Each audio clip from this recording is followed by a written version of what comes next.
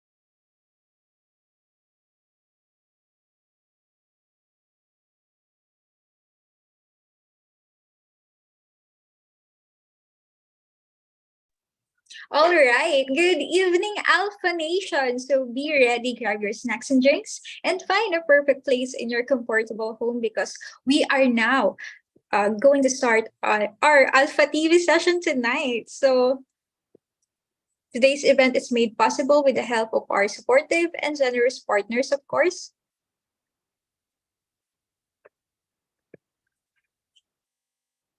First is IXL CIE Review Center.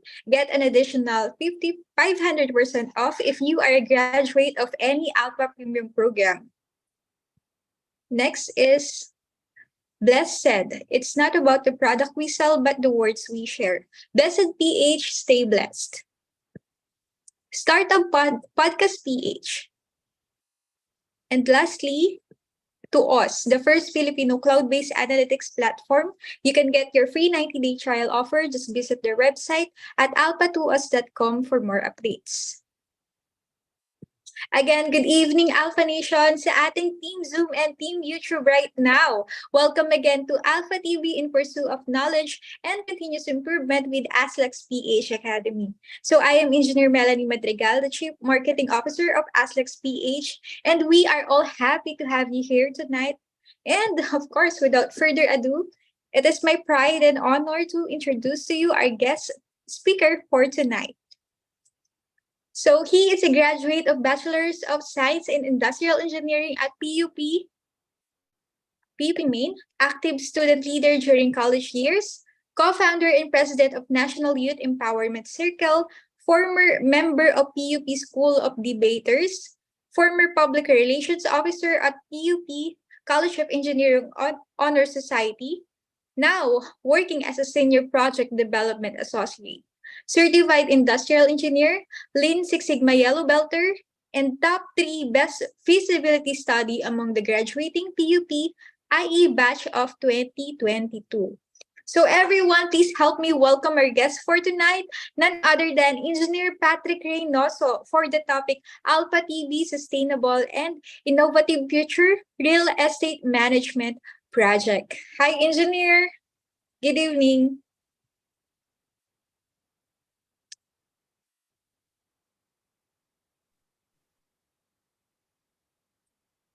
Hello, can you hear me? Yeah, we can All hear right. you now. Okay, that's good. By the way, thank you so much, Melanie. Uh, I'm hearing my voice, so I think we could feedback. Right. It's okay naman on our end. Okay. All right. Sige, I'll just continue na lang. All right. So, good evening to our participants right now.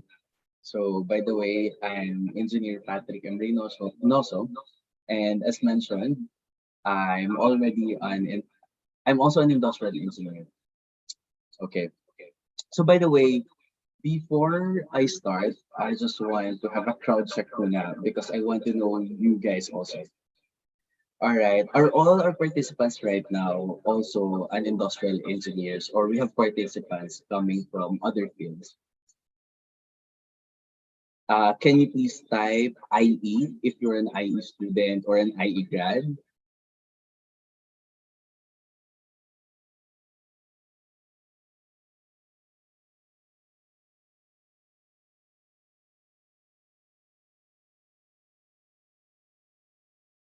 Okay, so I just have to read. Okay, IE grad, IE student.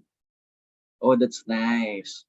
So, wala pa ako nakikita coming from other fields. So, I'm assuming most of our participants right now are either industrial engineering students or industrial engineers already. Okay, all right. So, I think we're good to go. So, I just have to share my screen.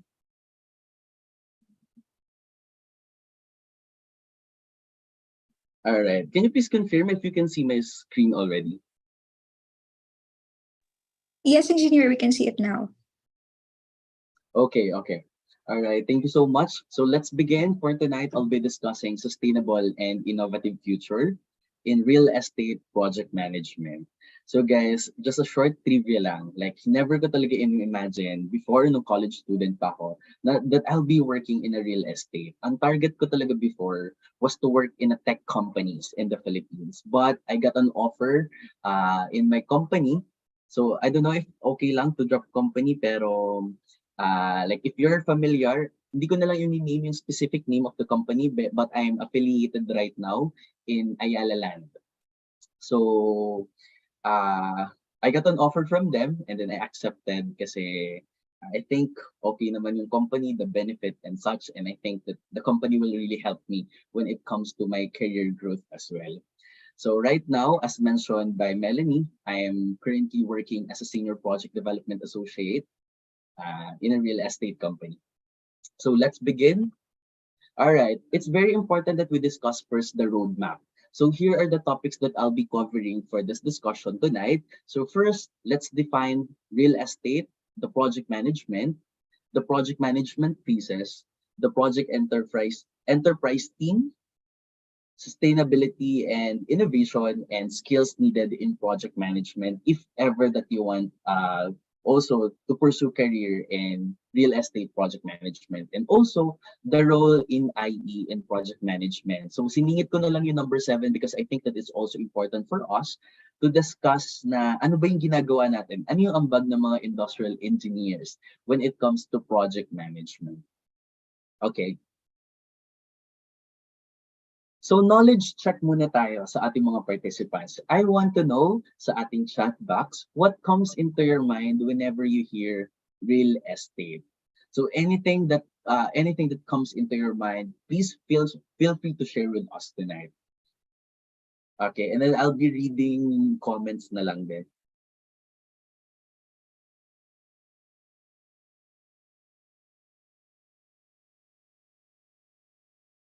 Okay, buy and sell. According to John, Okay, how about the others? When you hear real estate, ano yung unang pumapasok sa isip niyo? Land and houses. Land, according to Charles, sabi ni Trisha, land and houses. Okay, what else? I'm excited to hear your insight kapag narinig natin yung salitang real estate.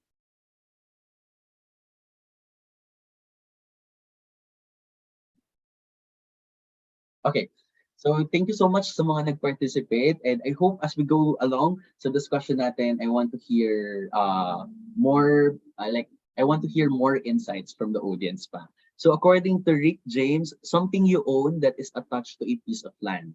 Well, yeah, thank you so much, Rick. Okay, so let's proceed.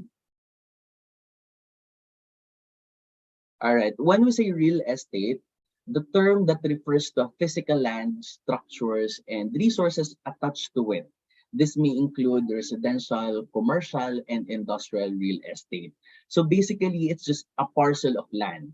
So when you have a land and then you build and develop the land, that's what we call real estate. So not necessarily kailangan na building siya, although building can also be counted as a real estate. Pero when you develop a land, it can also be considered as a real estate na agad. Okay? So the physical land, the structures, resources attached to it. So it can be classified into three major categories, such as the residential, commercial, and industrial. Let's discuss each thoroughly. So when you say residential real estate, it can be a single attached dwelling or condominium. So yung single attached, ito yung commonly nakikita natin, like let's say for example, in the Philippines they call it the bungalow. Yung mga bahay like that na hindi naman siya part ng subdivision or hindi naman siya condominium, those can be classified as a single detached dwelling. Okay. Next could be the condominium. So very popular yung condominium ngayon, especially if you're living in a city. Let's say, for example, you're living in BGC or in Makati, there are a lot of residential condominiums there. And next, we also have the subdivision. So subdivision, you have the parcel of land, and then you subdivided it into sa maliliit na portion of land, and then kapag tinayuan mo siya ng bahay, that small community can already be called as subdivision. So that is already also considered as residential real estate.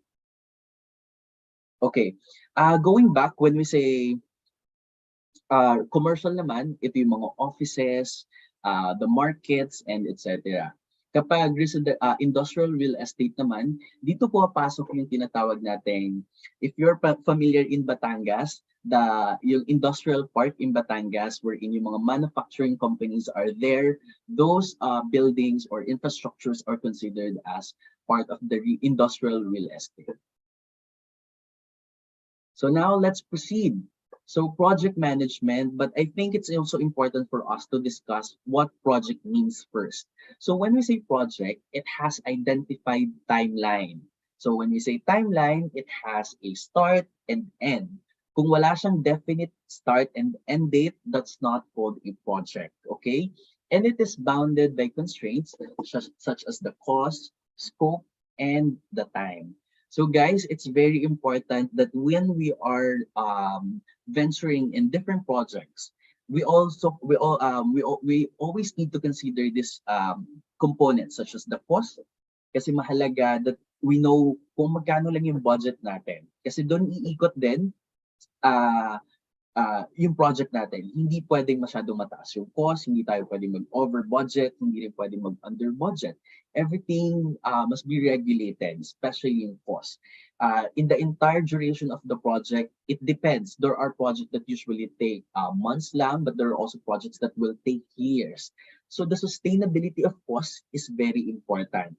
Hindi pwedeng, let's say for example, yung project mo, in a context of real estate, is 6 years, and then during your first 2 years, wala ka na kaagad budget. So the cost or the budget has to be sustainable as well.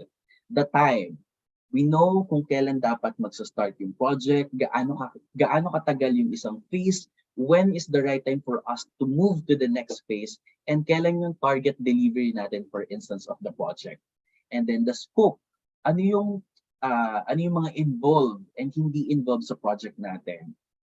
So mahalaga that these components are always at the top of our mind, the cost, the time, and scope.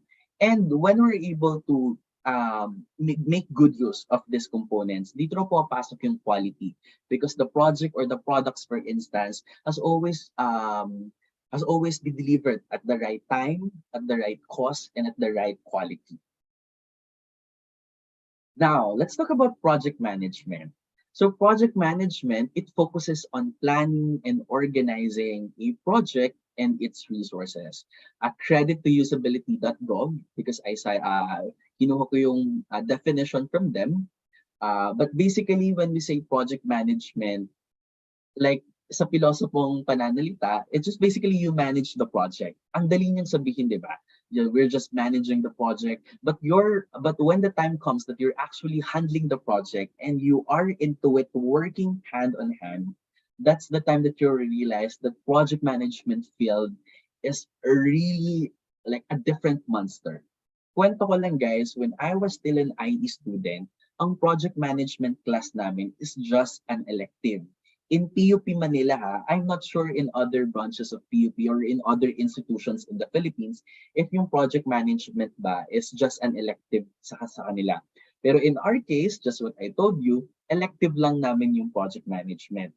And little did I know that after graduation, yun yung magiging field of interest ko and yun yung path na for now I can say na gusto ko magstay in the field of project management. Okay, we all know that IE is very broad. If you're an IE grad, you can venture in the field of manufacturing, healthcare, BPO, tech, real estate, project management, ano pa ba? Logistics and supply chains. Like I know a lot of IE grads, especially in my batchmates, who are now working in the field of supply chain and logistics. Ayun. And also, when you say project management, it is the use of specific knowledge, skills, tools, and techniques to deliver something of value to people. So meaning to say, the project that you are working on has to provide value in the lives of other people. I think it applies to all industries naman. Whether you're not, whether real estate man yan, healthcare, BPO, or logistics, everything that you do brings value to other people, and it's either you help them improve their lives and you help the economy as well. Alright, mag-admit lang ako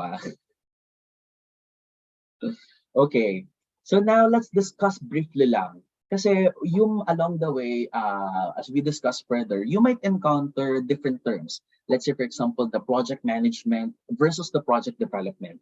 So how is it different? Kasi my job title right now is project development. But why am I talking about project management? Guys, usually project management and development can be used interchangeably. Meaning to say, parang there's not much of a difference. But when we say management, basically, you just manage the project. Parang nadatnan mo na yung project and you just continue it along the way. But when we say project development, I would say that it's deeper, or it's more, what do you call this? You get to have a touch of the, like a bigger picture. Kasi when you develop, nagsisimula talaga siya sa conceptualization. Like in a piece of idea, you have to make it work up until ma-actualize yung idea na yon. Okay, so now that we know what real estate and project management means, now let's talk about real estate project management. Okay, real estate project management / development, it focuses on overseeing real estate project from start to end. Meaning to say, simula nung you conceptualize the idea hanggang matapos and ma-deliver mo yung project to your clients.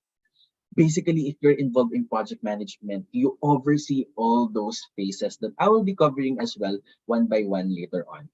So people who work in the field of real estate project management are responsible for assessing financial feasibility. I know meron tayong feasibility study sa mga IE grads. We have the feasibility study during our undergrad. And I know meron tayong financial aspect. So it's like that. So kung ano yung ginagawa natin, similar siya, pero when you are in an industry, mas heavy siya, mas mabigat, kasi those figures are like billions of peso na yung hinahawakan mo na pera, and may value yung pera na yon. Your decision matters right now. Kasi di ba nung college tayo, okay na yung kapag nagpo-pricing tayo or we're checking the prices of the products or the goods na kasama dun sa FS natin or yung product natin. Usually yung price, sinesearch lang natin online and that's it. Pero in reality, sa industry na, yung costing nila hindi basta-basta. Kailangan may mga basis and meron ka mga benchmarking na tinatawag. So mas intense lang kapag nasa industry ka na. And I know that as IE grads, you guys are always up to the challenge and you will enjoy FS as well if ever that you pursue the field of project management. It also involves overseeing the operation. So as a project development officer, project development associate in my current work right now, if there are issues, let's say for example, construction issues or marketing stuff that needs to be discussed, so yung day-to-day operation, you are heavily involved in it. Kasi madugo talaga siya sa decision making. Later on, I'll be discussing members of the project enterprise team para mas mabigyan pa kayo ng overview kung ano yung ginagawa ng mga members of a project enterprise or yung project management team natin. It also involves market research. So I know as an IE grads nagawa, an IE student or slash IE grads, nagawa na rin tayo. Meron tayong mga tinatawag ng college na competitive scanning or we do market research. Basically we assess the market. Ano ba yung preference ng market ngayon and how we can strategically position our project or product in the market right now for it to be sustainable, for it to be competitive, and also ma-hit natin yung profits na target natin. Okay. So let's discuss the project management phases. I know itong phases na to guys, if you have the project management class ng college kayo, usually ito yung mga by the book phases of the project management. So one, the project conceptualization or the initiation, followed by the project planning, the project execution, the project monitoring and controlling, and lastly, the project close. I know gasgas na to nung college tayo whenever we talk project management because these are the usual phases ng project natin. And credit pala kay HubSpot for this picture. I just got it from internet. But let's make it more specific in the field that we're discussing right now, in the field of real estate project management. So in the field of real estate project management, ganito siya. Nagsisimula siya sa land acquisition, followed by conceptualization, planning, implementation, delivery, and after sales. Okay, let's discuss it one by one. When we say land acquisition, it's very important na kapag magtatayo ka ng isang real estate project, dapat meron ka munang lupa na pagtatayuan. Going back to our definition a while ago of real estate, it is like a physical land. And it involves yung mga structures, development attached to it. So kung wala kang piece of land or wala kang lupa na pagtatayuan, how come na magkakameron ka ng structure and how come na meron kang lupang madidevelop if you're selling lots, for instance? So in our company, we have a department who handles the land acquisition. I won't drop kung ano yung name ng department na yon. Pero yeah, there's a specific department na nag-aasikaso ng land acquisition. So very interesting din yung trabaho na ginagawa nila kasi when you acquire the land, you have to make sure na yung land na kukunin nyo is, it's very strategic and may future. When we say may future siya, kailangan yung interconnectivity niya dun sa mga let's say for example, dun sa mga schools and other schools, hospitals, and market, kailangan malapit siya doon. Or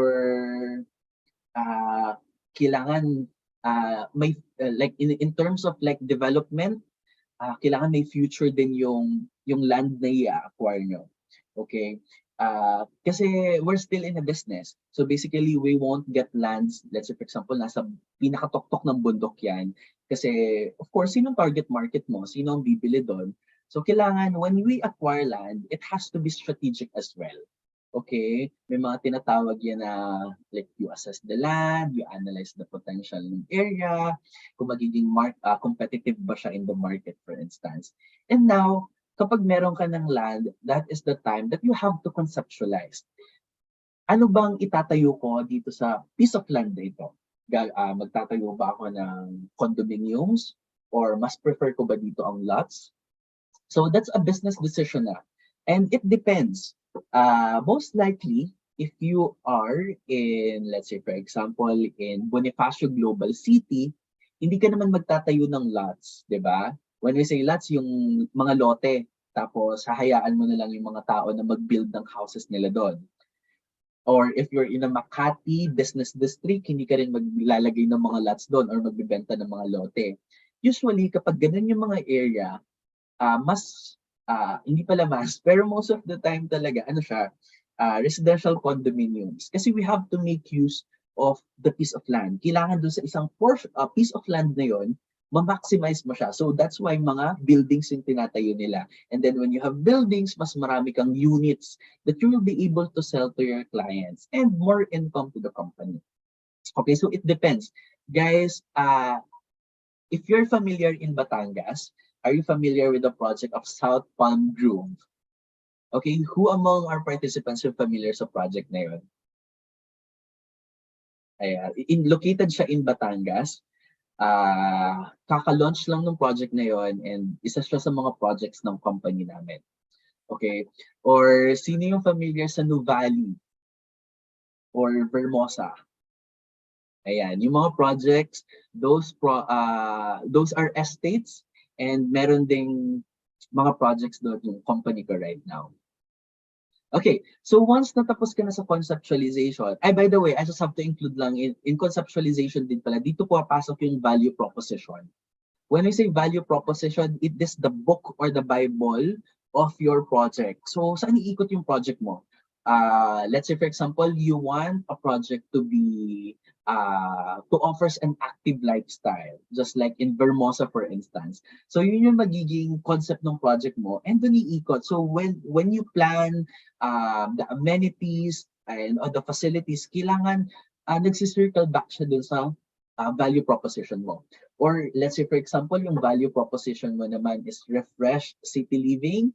If you're familiar in Circa in Alabang, so yun yung value proposition nila. So kailangan, yung project nyo, kailangan refreshing talaga siya sa mga tao kasi that's what you promise to your clients. Okay? Alright, so once you're done with the conceptualization, we have to move on sa planning. So planning naman, dito po papasok yung nitty-gritty, nitty-gritty information. So mas detalyado na siya. Kasi dito na pumapasok yung mga unit mix, ano yung mga facilities na itatayo nyo, ilang towers, gaano kataas, and etc. and etc. Dito na rin pumapasok yung financial planning na tinatawag. Kasi in a company, especially if you are venturing in a project, may mga hurdles na tinatawag yan. So you don't just build projects or you don't just build buildings for instance. You also have to consider yung financial capacity ng project mo. Do you have the enough budget to sustain the project from start to end? And marami pang iba. So after planning, dito na pumapasok yung implementation. So madaling salita, implementation is basically the construction phase of your project. Meron ka ng plano and now you have to construct your project na. So after that, delivery. So yung delivery, tapos na yung project mo, it's just you basically saying na sa mga clients mo na okay na po yung building o yung lote na binili nyo, you can now move in. So you're just delivering the project as what you've promised to your clients. And lastly is the after sales. So in our company, this is something that I also like, yung after sales, because even after you have delivered the project already, you still consider yung experience ng mga buyer mo. And we really want to take care of our clients even after bayad na sila or na-deliver na namin yung project. Ayan. Okay, let's discuss the project enterprise team or yung tinatawag na PET. Okay, So in our company, meron siyang mas specific na name, pero for the sake na lang din, like confidentiality, kasi I want to, I don't wanna give all those specific names of the teams that we have in our company. But in general, like I think in other real estate companies din naman, they also have this teams. So we have the project development team, which I am part of. So yung project development team, basically you act as the project lead or the general manager because you handle the financials, you really have to be good in decision making, and you're in between, basically you're in between of your team, making them move, inspiring them like to do better and for the project to be delivered para matapos nyo. So bakit mahalaga yung project development? Aside sa nabanggit ko that in a project development team, very heavy talaga siya sa financials. So you really have to be good in numbers and yeah, like a business concept for instance. Mahalaga siya din kasi when you're working with like different teams that coming from different backgrounds. Let's say, for example, we have the design team. Usually, itong design team, mga architects yung nandito. Kapag construction team naman, usually lang ha, but not always, hindi 100%. But in my experience, usually mga civil engineers ang nasa construction team. But I know people na mechanical engineers na nasa construction team sila.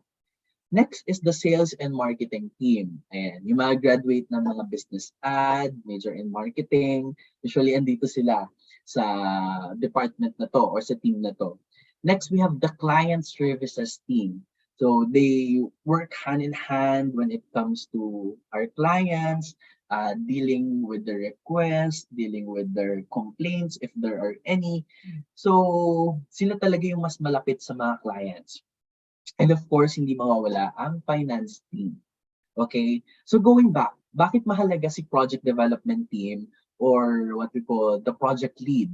It's very important kasi sometimes there are conflicts sa gusto ng mga architects and civil engineers. Okay?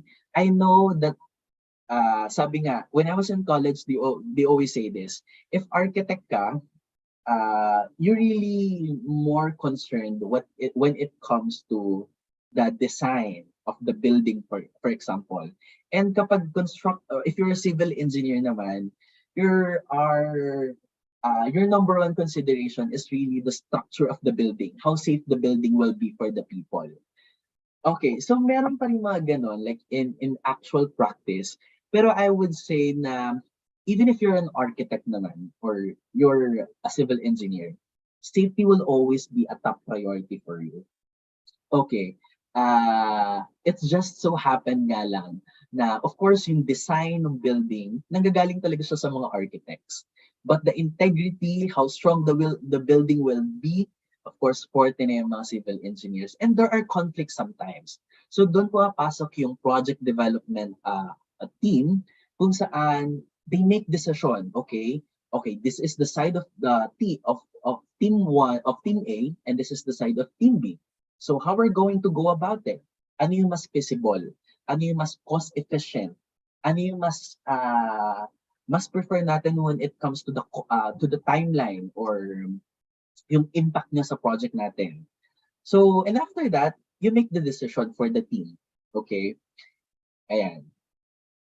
So, again, these are the teams na kabilang sa project enterprise natin. So now, let's talk about sustainability and innovation. Okay, so it's very challenging when I talk about sustainability and innovation kasi we want to be as innovative as possible, but we don't want to compromise the sustainability of the projects. Innovation. We want to be innovative and we want to produce like buildings or houses that are competitive, na talagang panalo sa disenyo. Talagang sumasabay siya sa trend, alam niyo yung preference ng mga tao, and talagang if you buy property, talagang you will be proud of it. Kasi ang ganda ng bahay mo, ang ganda ng condo mo. We want to be like innovative. If other countries, for instance, may mga technologies na silang ginagamit when it comes to how they build their projects, so we want to adapt that as well. But again, we also have to consider sustainability, how sustainable the project will be. Um, just to share with you, when we say in our company, like in estate planning, for instance, during one of our trainings, then like sinabi sa amin that we really have to respect the nature. When you have like land, tapos doon sa land mo na yon, gusto mong magtayo ng subdivision o yung mga lote. And doon sa land din, let's say for example sa gitna, meron siyang creek. So yung daanan ng tubig, we have to respect that. So parang hindi mo siya tatayuan, hindi ka magtatayo ng mga lote or bahay doon mismo sa creek. Hindi mo siya tatabunan or isasemento tapos tatayuan mo siya ng like infrastructure.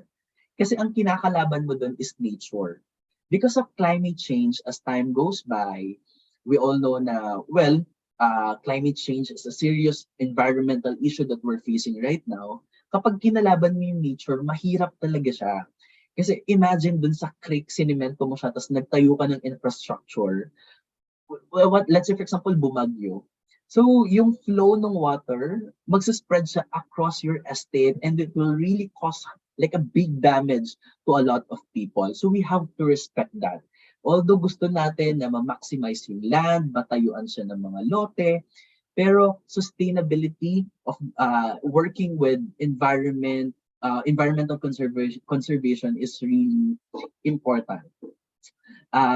Meron na tayong mga tinatawag ngayon na the Philippine Green Building Code, na kung saan we also have to, when we are developing buildings, kailangan code compliant siya. Ayan. Kasi I think the government is taking like they already realize the importance of sustainability then when it comes to building projects. So kaya meron tayong mga batas that will regulate that.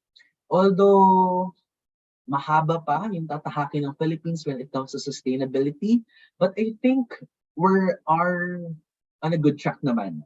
So we're able to practice it from time to time.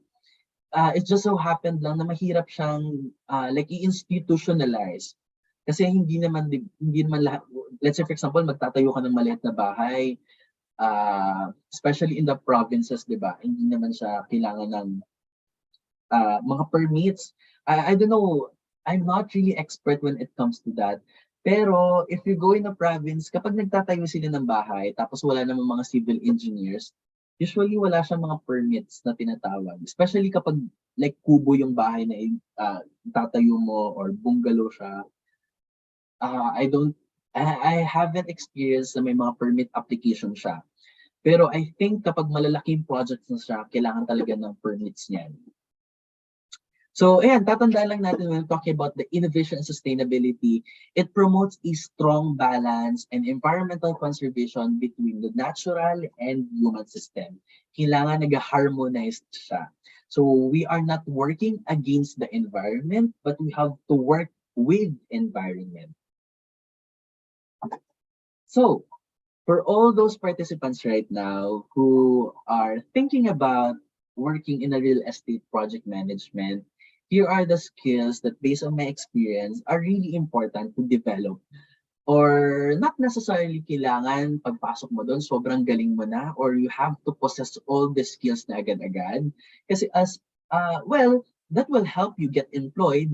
Pero along the way naman, made-develop mo siya, especially if the company is providing you great opportunities for you to develop these skills. Okay, number 1, leadership skills. Again, in a project management, you are working with cross-functional teams. Teams coming from different fields, they have their own expertise, and it's very important that you know how to lead the team. Kasi when you're leading the team, dito na pumapasok yung you have to know them better, you have to inspire them, you have to know their interest, and you have to know how you are going to position yourself in order for the whole team to be successful. In my case, I am really grateful for my college organizations. Kasi yung college orgs ko talaga really helped me a lot in developing my leadership skills. Parang mula actually high school pa lang, I've been involved in a lot of organizations na, pero mas naging heavy lang talaga yung involvement ko lalo nung college na ako because I've been part of different organizations in college, and I think working with people really helped me um, develop itong skills na to. And nung nag-work na ako, nadala ko siya.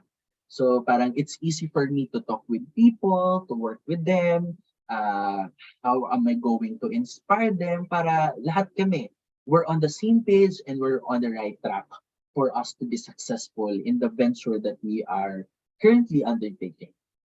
So, yung may mga college orgs dyan, for sure magagamit nyo yung leadership skills na yan. And if you are first year or second year, I would advise to really join a lot of college orgs and really take it seriously. Kasi I also know there are people na sumasali lang ng orgs for the sake of credentials pero they're not really performing their duties naman. Kaya yung learning wala din. So sayang yung opportunity. So once you join orgs, for instance, if you're college students pa lang, really maximize the opportunity. Work on projects, be involved and take it seriously. Next skill is the problem-solving skills. Dito na pumapasok yung critical thinking, decision-making, and creativity. If you are in a project management, sobrang daming problema. Okay? There are problems that, parang everyday nga in my work, I really have to solve problems. I won't specify na lang siguro kung ano yung mga problems na yun. Pero, once you work in the industry, you really get used to it. Okay? Masasanay ka na lang na everyday, may mga problems ka na sinasolve. And I think that is something that I also love about my work right now. Kasi sabi ko, nung college ako, kasi nung nag-a-apply na ako, I really have to assess myself. Ano yung mga skills ko, ano yung mga weaknesses ko, ano yung field of interest ko. Para I know kung ano yung mga trabahong a-applyan ko, di ba? So, sabi ko sa sarili ko noon, I don't want to be in a work na repetitive siya. So, parang every single day, you are working sa ganitong task. Tapos the second day, ganyan na naman. Tapos paulit-ulit siya. Like every single day, yun yung gagawin mo. Kasi I'm a type of person na madali ako mabore. So, kailangan constantly may challenges dun sa work ko. And that's what I love in project management. Kasi yung cycle ng project, usually, it involves years, especially in a real estate. So every day, iba-ibang challenges, iba-ibang problem yung sinusolve mo. And feeling ko doon ako na-energize. Kasi doon nagagamit yung mga brain cells ko. And yeah, ang dami kong natututunan. So guys, if you really want to go in a real estate project management, ngayon pa lang, I think when it comes to problem solving, if you're also part of the organizations, and especially industrial engineering, there are a lot of subjects, di ba? Wherein you can practice your problem solving skills. And next, good business acumen. So when we say good business acumen, is basically your foundation when it comes to understanding the in and outs of the business. So kailangan you know how to read financial. You really have to know how to read like the financials, the numbers. How are you going to strategically position your project or your product in the market? So mahalaga. Pero as you go along naman, if you're in a company na working, ituturo naman nila yan sa'yo. Like, I'm really thankful also in my company kasi nung pumasok ako, what I only know is like the feasibility study. Kasi yun lang yung naturo ng college. Pero my company right now, they're really generous when it comes to providing trainings and seminars to us because they really want us to be good when it comes to like developing good business understanding. And lastly, I think is persistence. Mahalaga na you don't easily give up kapag may mga challenges ka na na-encounter in project management. Kasi as I've mentioned a while ago, real estate project management is a different monster. It's very important that you don't easily give up when there are problems that when there are problems ahead of you. So kapag may problema, just think of a solution. Consult with other people that you know you can trust and you know have an experience as well, and then solve the problem. What I really like about, like, just to share with you, one skill din na natutunan ko in a project management because you're always dealing with a lot of problems. And kapag may mga problems ka na encounter, hindi ka na nagpapanik because you get used to it. You know what to do already. Kapag may problema, you're just calm because you know how to work with the problem and how to solve it. Unlike before nung college ako, like nagpapanik talaga ako kapag may mga problems, especially sa org or sa ACADS. Like nagpapanik ako, like I don't know how to do it. Like it's gonna be hard for me. Ano bang gagawin ko dito? Kasi I think because college ka pa lang noon, you're not really exposed so much when it comes to a lot of like real life uh problems, especially in the industry. Pero as you go along with it and once you're working in the industry, masasanay ka na lang. And super calm mo na when it comes to when you are dealing with problems. Yeah, nakaka-amaze lang. Okay, so now let's discuss. Wala lang dito sa slides ito, but I also want to share with you ano ba yung role ng IE when it comes to real estate project management or in project management in general. 'Di ba? I know na hindi na kayo bagay dito, pero nung college tayo, IEs are always subject to bullying. Okay, lagi tayo nasasabihan, industrial engineer, they are instant engineers, wala silang board exams. And yeah, easy lang naman yung IE, di ba? Hindi yan mahirap, ganun. Pero guys, believe me, like sobrang laki ng role ng industrial engineers in different industries. Mapa-real estate project management man yan, or mapa-manufacturing, logistics, or healthcare, or BPO, or tech companies man yan. Sobrang flexible ng IE. One decision that I would never regret ever in my life is taking industrial engineering because I realized how flexible the program is. Imagine, you can work in different industries, hindi ka makukulong. I mean, hindi ka mababox pala. So, hindi ka mababox sa isang industry lang. If you want to work in a tech companies, you can work on that. And if you want to shift to manufacturing, you can also do that. Kasi super flexible ng IE. Ang daming multifaceted yung IE, by the way. Kasi we were faced with different yung subjects natin, di ba? Napaka-flexible niya rin.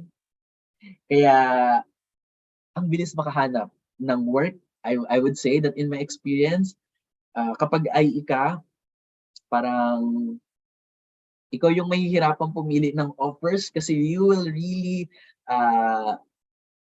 you will really receive a lot of offers from different companies, and it's up to you na lang kung ano talaga yung track or path na gusto mong tahakin. Ayun.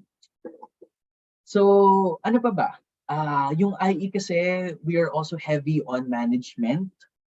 So, di ba, pag IE ka, usually nasa management position ka.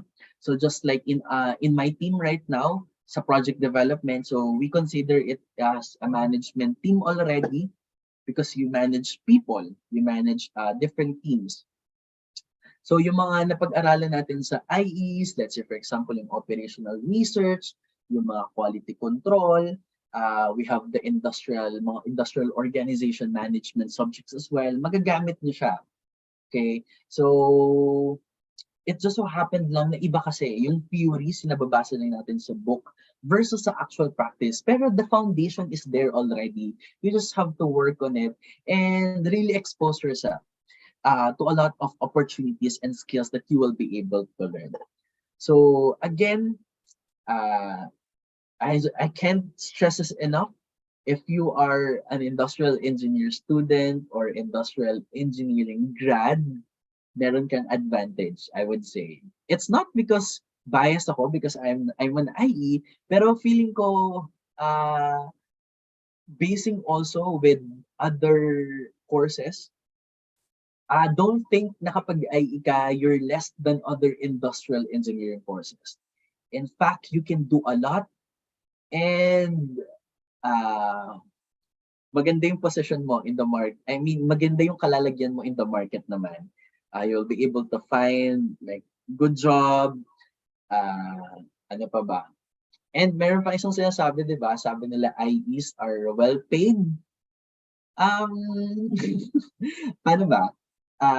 Some industries, they really pay a lot kapag sa mga industrial engineers.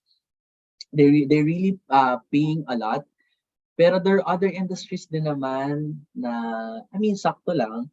So it's just up to you na lang kung paano ka pipili ng industry if you really want, if money is really one of your considerations. So ayun lang. I think that ends my presentation. So that's basically the real estate project management. So I just tailored fit yung discussion lang in such a way that it's easier for understand for people na walang background pa in a real estate project management. Kasi in a real estate project management, it's really a lot of there are a lot of technicalities as well. And I tried to avoid like bringing in the table mga technical jargons kasi I know it's gonna be hard for other people as well to understand. So yeah, I hope that you're able to learn something out of this discussion. And guys, if you really want to pursue career in real estate project management, there are a lot of real estate companies in the Philippines. Yeah, and hopefully I wish all the best in your career. And thank you so much. So if you want to stay connected, you can follow me. We can stay connected sa LinkedIn. My username is Patrick Reynoso CIE. And yeah, thank you so much. And yeah, good evening once again, guys. All right. Thank you so much, Engineer Patrick, for that very informative and smooth presentation. So I really enjoyed this topic. And I hope everyone did as well. All right. Let me just share my screen.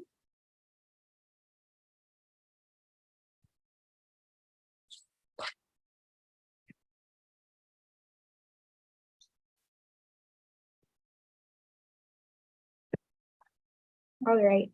So, well, guys, our Q&A part for Alpha TV is officially here now. So make sure you can make the most out of it since Engineer Patrick is here and he's lending his precious time for us. So ayan guys, you may type in your question in the comment section on YouTube and here on the chat box in the Zoom. And if you also want to talk, you can just click the raise hand button at the lower portion of our screen. So ayan.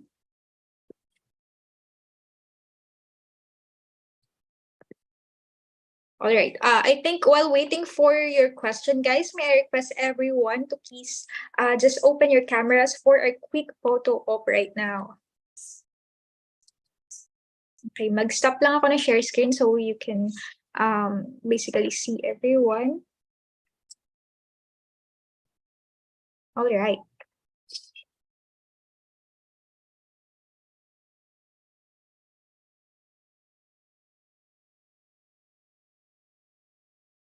Okay, guys. First page, 1, 2, 3, smile. Another one. 1, 2, 3, smile. All right. Thank you so much, guys. So, hindi ko na picturean yung iba na naka-off cam. Yeah, thank you so much. All right, ayan guys. I hope meron na kayo na-compose na questions or if you want to speak, ayan, just click the raise hand button, guys. Don't be shy.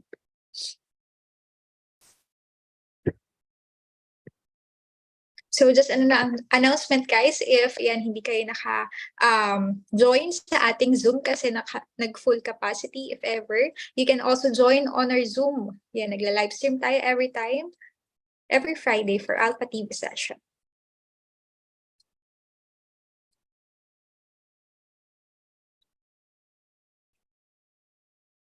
Let me just check sa YouTube if meron tayong question.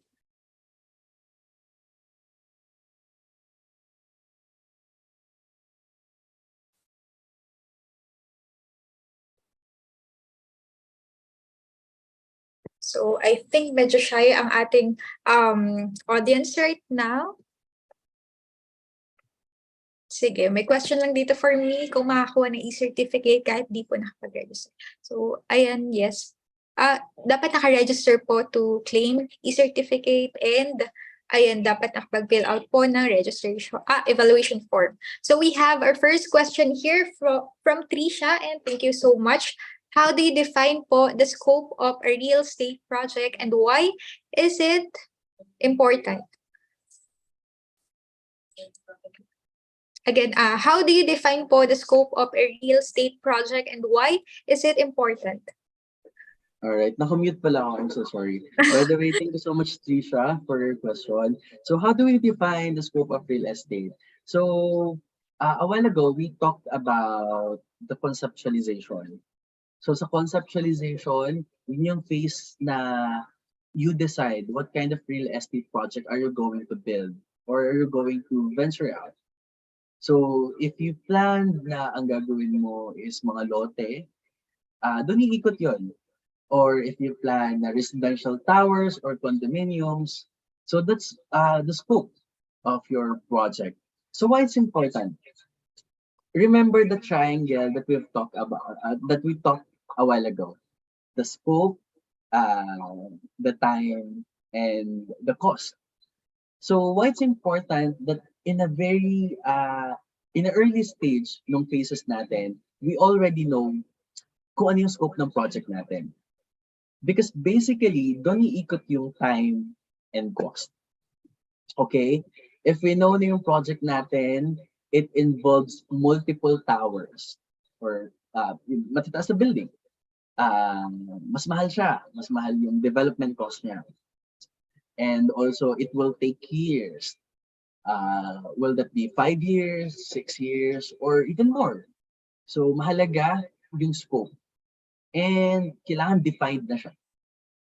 Although flexibility can happen at any time, especially if you are venturing in an estate na malaki siya, along the way, there will be changes, but you really have to be ready, whatever change may happen along the way. So I guess that's it. All right. Thank you so much, Engineer Patrick, for that very nice answer now. So we have our second question here from Charles Anthony. Ayan, sabi ni Trisha, thank you so much po. So from Charles Anthony Latag, just curious if somehow do you also do projects related to REITs since na-mention niyo po yung Ayala Lands. Yeah. All right. Thanks, Charles. By the way, just to share with everyone then, kung ano yung REITs. REITs is basically stocks. Okay. In Ayala, we have what we call A-REITs or yung Ayala, basically yung mga stocks sa Ayala Land, yung mga projects. So if I do projects related to REITs, honestly, I'm not involved in REITs. Kasi yung industry ko, we're just basically building the projects. So mga lote, mga residential and condominiums. Pero yung REITs kasi it's more of like the financial investments already eh. So it's not part of my job already. Pero guys, if you really want to gusto nyo ma-explore yung REITs, shameless plug, or any other type of REITs. I know there are a lot of REITs in the market, hindi lang yung sa Ayala lang. Pero it's also a good investment, yung mga stocks nila. All right. So, thank you so much for that, Engineer Patrick. So, sabi ni Charles, ayan, thank you so much po. So, I think, guys, we have, wala tayong time for another question. So, again, Engineer Patrick, can you share to us na lang your LinkedIn account again para if ever they have question pa, so they can basically reach you out. All right. You can reach me out through LinkedIn. So my account is Patrick Reynoso, CIE. And I just recently passed the certification exam of industrial engineering. So yeah, so let's stay connected there. If you have questions, I'll be more happy to answer those questions. All right. Thank you so much, guys. And thank you so much, Engineer Patrick. So, ayan, another announcement lang. Don't forget to fill out the evaluation form later because it will serve as your slot to get your e-certificate. So, ayan. I think we are near to the last part of our event. So, guys, this is the time when we say thanks to our very own Engineer Patrick Reynoso for tonight. So, just chat it on the chat box below. Thank you so much, everyone, and I really hope to see you soon. So before we totally let go of you, Sir Patrick, do you have any more uh, something to say or parting message to our participants right now?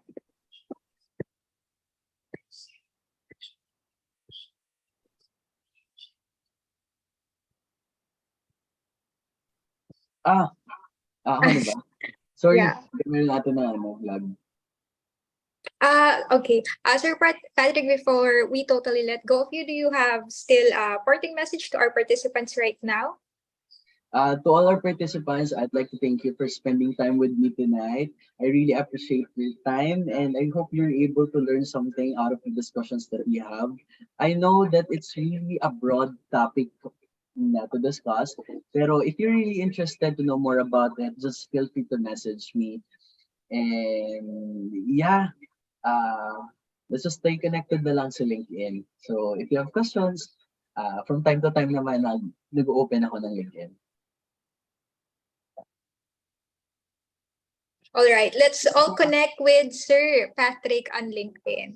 So, ayan, Sir Patrick. Patrick, on behalf of everyone here today, thank you so much for the time you spent with us. So, your insight about sustainable and innovative future real estate management project and how it helped us become #significantly better was fascinating. So, our team will be contacting for you for your token of appreciation. Once again, on behalf of entire Alpha family, thank you so much for tonight's another episode of Alpha T.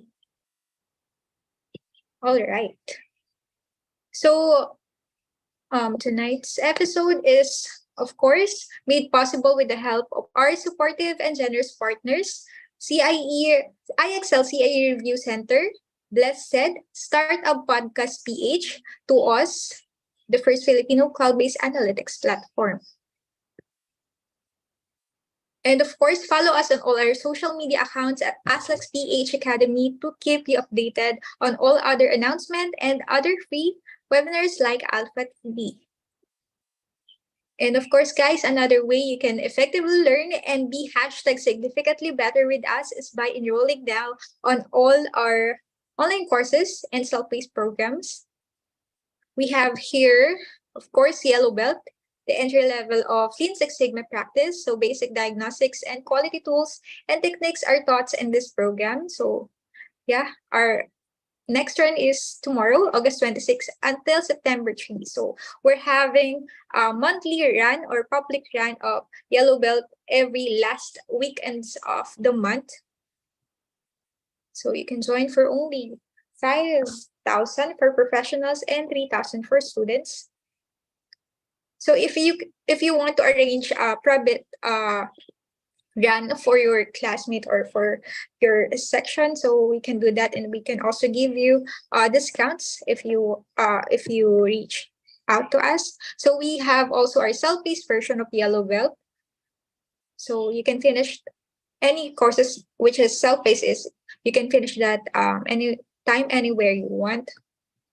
And the next course we have project management. Of course, it's quite significant with what Sir Patrick discussed earlier. So yeah, our next session is tomorrow again, that's August 26th. So next one is Green Belt. It is highly focused on problem solving, process analysis, and project management. So ayan, for only 20,000, and another self-paced program for Green Belt, and Black Belt, of course, for only 75,000 pesos. Kaizen Professional for 5,000, and data engineering for only 25,000. So, ayan guys, we have our Alpha Roadshow Davao edition. This is free, guys. And, ayan, meron pang inclusion na meals. But, ayan, for only, 25 bucks lang. So, first come, first serve. So, we had our Binhi event last week. So, ayan, congratulations to all our attendees. Ayan, free lang din yan event. And may career fair in the morning and then afternoon sesh with our top 30 leaders on LinkedIn as our speakers. So ayan guys, I hope you can listen with this promotion.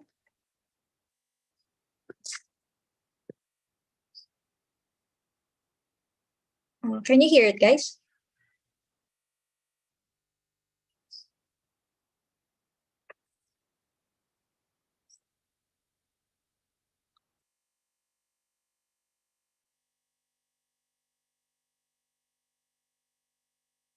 Okay, walang sound. Sige.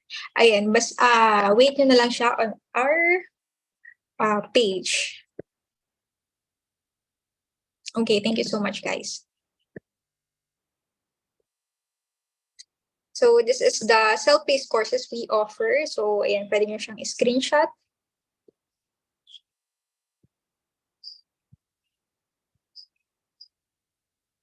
And of course, we have our promo. So you can join as a group of 5, pay for only 4 bucks. And of course, ASLEX PH is still open for partners and ambassador. If you support our cause of promoting lifelong learning, this is perfect for you. So, ayan, follow us on all our social media accounts to keep you updated on our future announcement.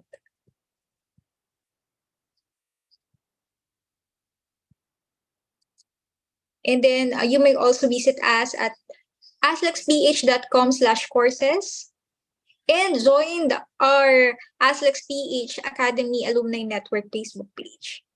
So ayan na guys, here na yung ating evaluation form. You can just scan the QR code or I'll paste the link here on the comment section and sa chat box. Yan, wait lang guys.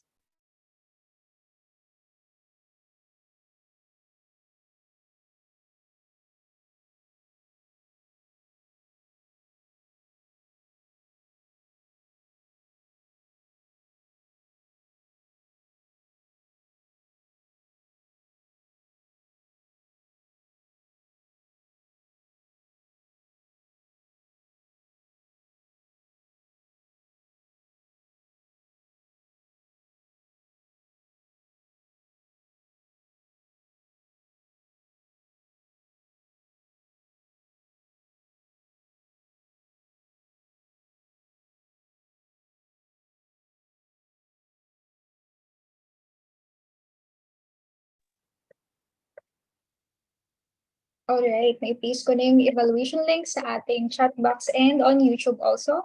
So I think that would be all for this event. So guys, we hate to say goodbye, but in every beginning, there is always an end. But don't be sad, everyone. We hope to see you again next Friday, same time, 7 p.m. for another Alpha TV session and free webinar like this. So once again, this is Alpha TV, making you #significantly better. Stay safe, everyone, and good night.